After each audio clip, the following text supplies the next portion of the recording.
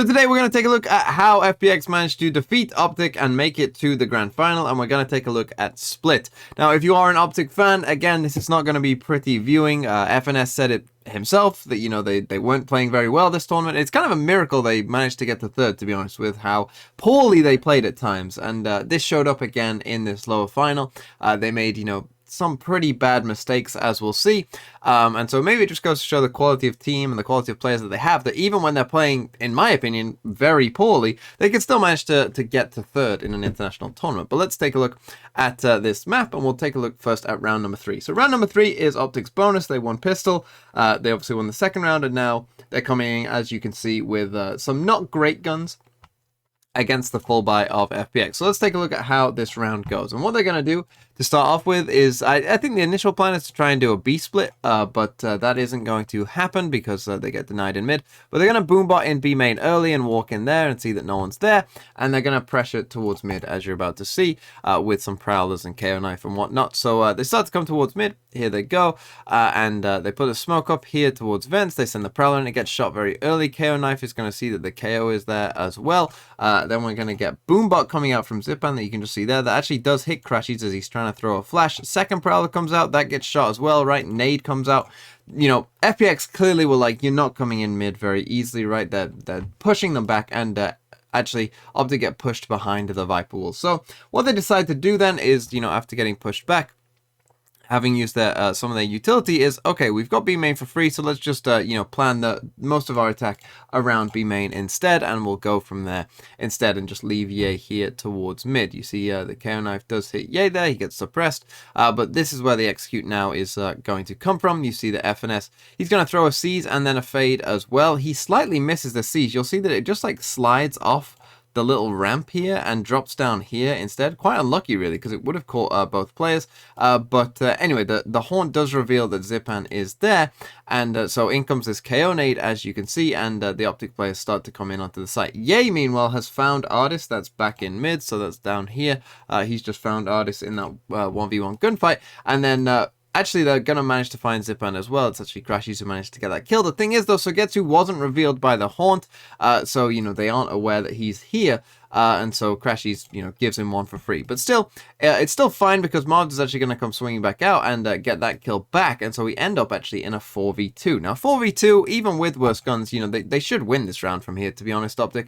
This should be pretty winnable from this position, but they're going to misplay this, as they do quite a few of these situations. They ended up in quite a few advantageous situations that they ended up losing because, for whatever reason, they are just way too eager to take these fights. Even with worse guns, they're going to be way too eager to put themselves in positions where they shouldn't be, right? You would think here in this situation, right, you could just retreat, right? You could just play time. You have 4 people, maybe stack high-low here, put people over here, right, on the different sides of it. Even with worse guns, that should be pretty unlosable, to be honest, in a 4v2. But for whatever reason, they all decide to just stay here on the site, and you're going to see that Xiao's about to TP, and it's going to confuse them, and it's going to basically just destroy them because they put themselves in situations where, they want to fight. So you see Marved out here, right? Like, it's 4v2. The spike is planted. Time is on your side. If you just play time, you probably win.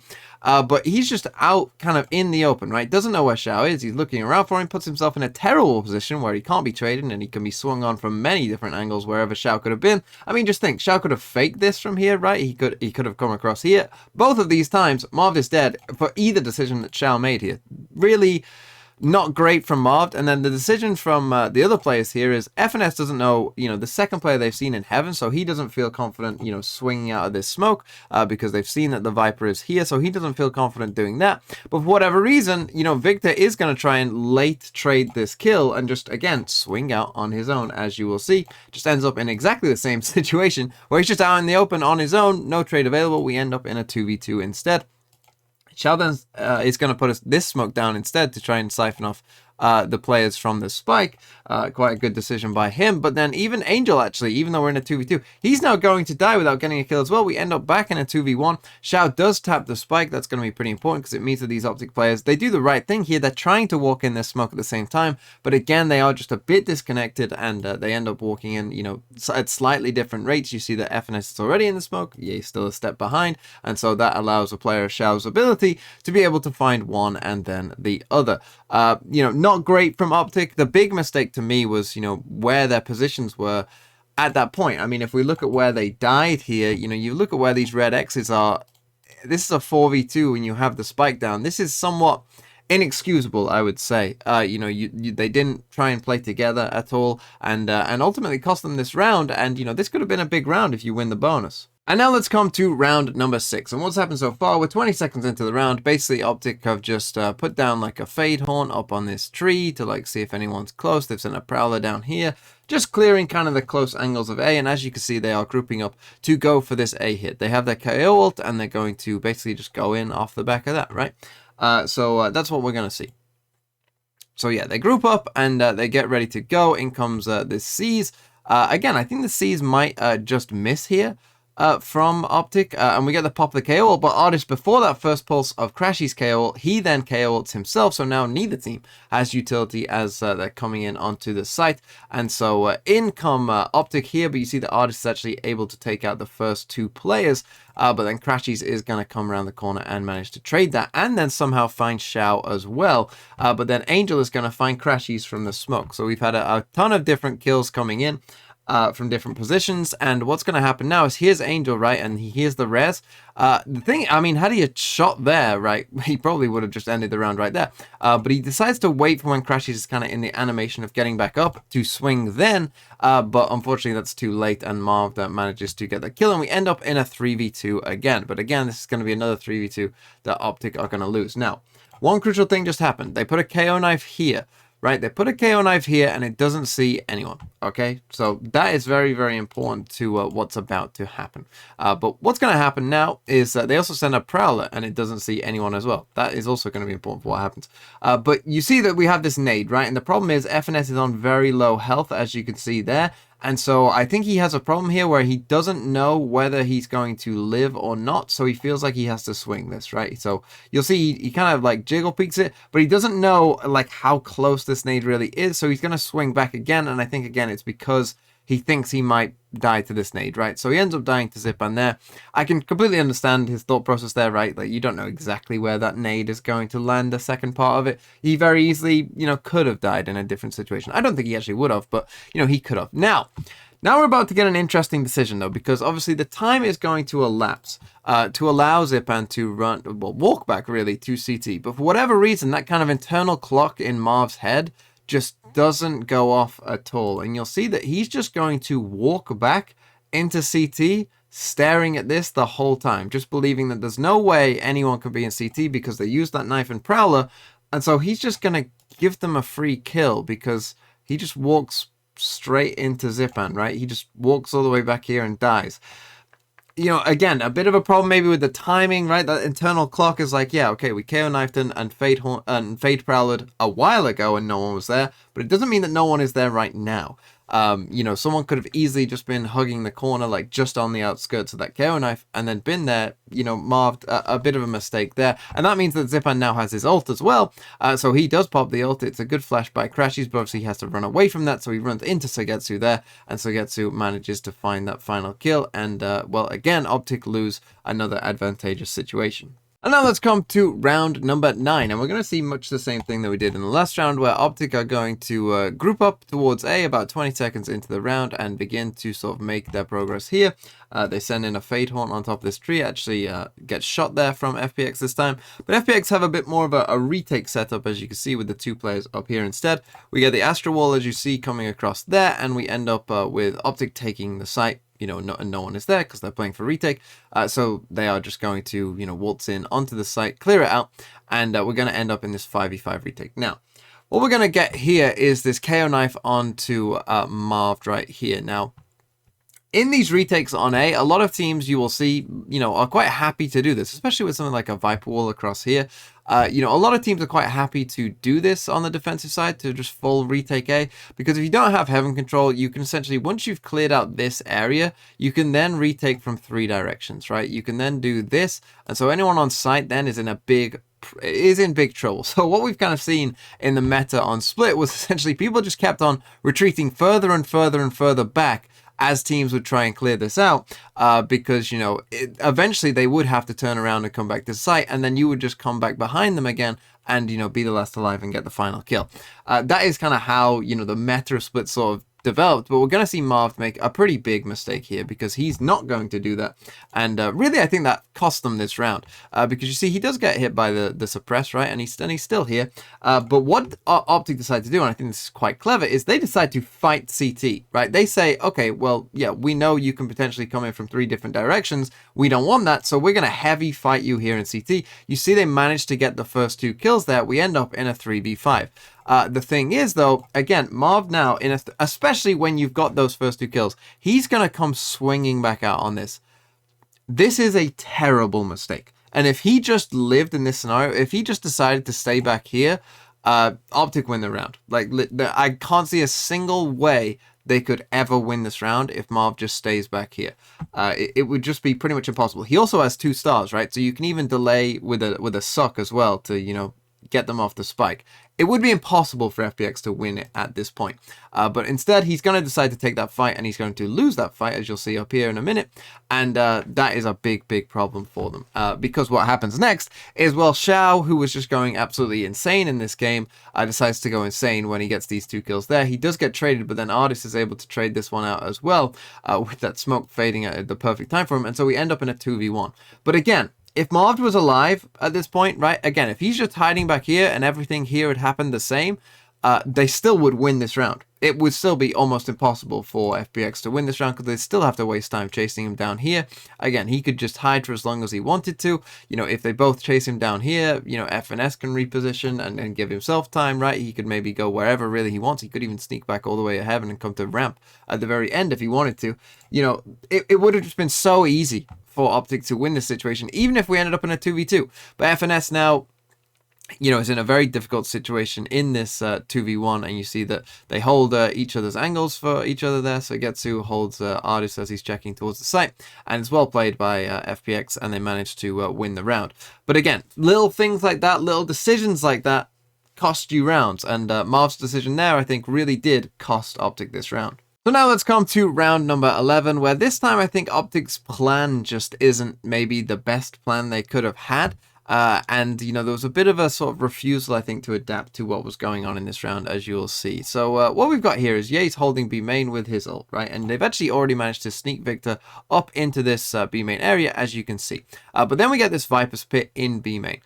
So, you think, okay, that's going to be difficult to get through, right? The Viper's Pit is down. We can't really challenge it, but we have these players in mid here. You see you've still got Marv out here towards A. But the problem is now, for me, because they are going to try and do a B split, right? They actually smoke this off first and walk up into it, right? And they see that the one-way's here. They kind of get some mid control. The problem for me right now is that the bulk of your attack, obviously, is going to come through mid. This isn't the bulk of your attack anymore, right? This is. And so you're going to enter onto site through heaven first. That's where you're going to go. The problem is your duelist is the one that's stuck outside the Viper's Pit on their own. And that is not an ideal situation. And you see that is going to cost them in a way, right? You want to bring the real pressure from this side and then have this as like a secondary layer. When someone, when this Viper has a choice of which way do they want to look, that's when this player kind of lurks in. It would have been much better to have Marv or Ye be this player rather than Victor, as you're about to see, because it becomes just where everyone dies. You'll see where everyone dies in this round for OpTic. And again, it's a problem with, if you're not going to have a duelist in this spot where the bulk of your attack is going, then yeah, it's not going to go well when you try and get through that choke point. So you see, they even send in the Fatal, right? And they start to come in. The problem is, and they even KO as well. But again, it's the exact same problem, right? Of like, well, how do you get through here though? Right? You have a lot of angles to check, and so Artis just stays here. He gets one. And again, there's like no way for anyone to kind of help out in this situation. They get 2. Victor is still stuck all the way back here, by the way. And then FNS finally does trade out Artis and just wins a 1v1 gunfight. But then they know where he is. And so again, everyone's just staring this way for FPX, right? Everyone's just looking right at this direction because there's no space creation, right? There's no duelist to create a different angle at all. And again, Victor is still stuck back here. And so yeah, it just didn't really make sense, I think, this round from OpTic in this situation, right? And eventually what's going to happen is they are going to make a decent attempt at this. Eventually Victor decides to go. He gets a really nice kill on Xiao, kind of predicting where it'll be. And actually Artis eventually dies there as well. We end up in a 3v2 all of a sudden. But Victor does eventually go blast backing in, you know, a bit late, and ultimately dies there, actually to the nade, not to the ult, surprisingly enough. And then what's going to happen is Marv eventually is going to run off towards the A site instead. The turret, he destroys it, so that gives them the heads up that he's going towards A. He's going to plant the spike, but we're about to get something that looks pretty cool in the very least when they decide to come out of this, as he is going to pop a smoke, but Zipan's about to go just crazy mode on him and just leap through the air, as you see there, and eventually they're able to get that kill. Nice from FPX in the end there, but you see just like the idea in that round, I think, you know, if you just swap over where the roles are, you know, like there's that, like as soon as they saw the Viper's Pit, they should have known if we are going to do a B split, right, we need the Rays really to be, you know, helping out towards heaven, if that's where we're going to, you know, send most of our players.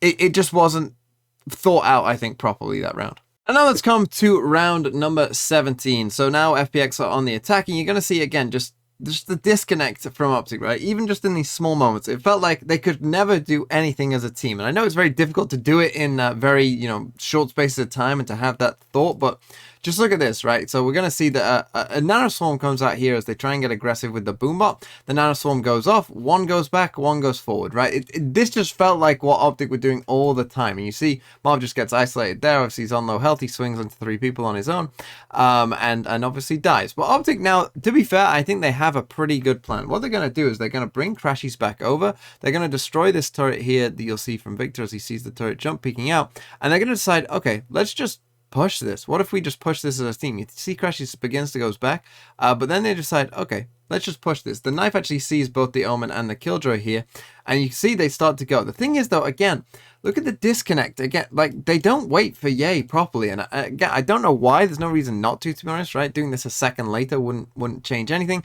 It's just a disconnect, right? It was everyone just kind of doing things on their own somewhat. Even when a plan is sort of communicated to the rest of the team, they still couldn't quite manage to just do everything as a team, right? And so we end up in this situation where, you know, Crashies is going to die. Ye, you can see, is desperately trying to catch up, and eventually he kind of gets there, but Victor is a bit far ahead, and so Sugetsu gets that, and so it ends up with Ye, you know, in a 1v1 fight. Now it's Ye, so he does win this fight, but again, just thinking about like the process of it all, you know, he's in a bad situation. This isn't really even like a proper trade of a kill, right? So Getsu's had more than enough time to reset his aim and you know, make this just a pure 1v1 again. And he easily could have won that fight. It turns out that Ye will win that fight, and now they've actually lost the spike there. So they come back behind instead. We actually end up with a similar situation from FPX, but they do manage to trade that kill, and we end up in this 2v1. And Zipan's going to play this 2v1 very well now, where he is going to show patience. Because the thing is, Artis is out here, right? He has a free kill. If he sees FNS at any point, he has a free kill. So Zipan just has to basically try and find where FNS is and then just wait, right? And that's exactly what he does. He sees him and he waits. He actually pops the ult. It doesn't matter. They were on 11 rounds. They get to 12. It's absolutely fine. But yeah, that was well played by Zipan at the end there, you know, not swinging in, not losing the spike, and all of a sudden making it very losable for Artis.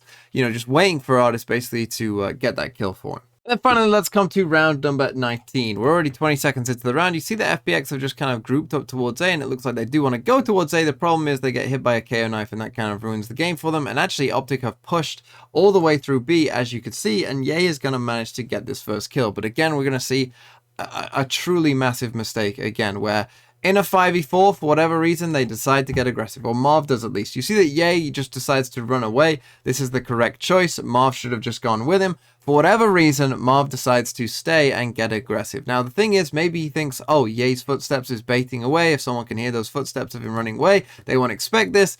The thing is, FPX have no idea where anyone is. No one did hear those footsteps, I don't think, anyway. Obviously, OpTic don't know that, but they're going to check all these corners anyway because they don't know. They're going to have to re-clear this area if they want to come here. And so you see that Marv, again, it's just taking a risk when you don't need to, right? You're in a 5v4. There's no need to take a risk. You see he dies there. He makes it a 4v4. Again, like, he's completely isolated from the team. Of course, there's no way for a trade or anything like that. And again, he's doing that on his own, right? It would have been fine if Ye decided to stay there with him and fight together. But again, everything is done on their own. Everything is taking a risk when there's no need to take a risk. This is how OpTic were playing this entire, well, tournament, really. Ever since the playoffs came about, this has basically been how OpTic have played every single game.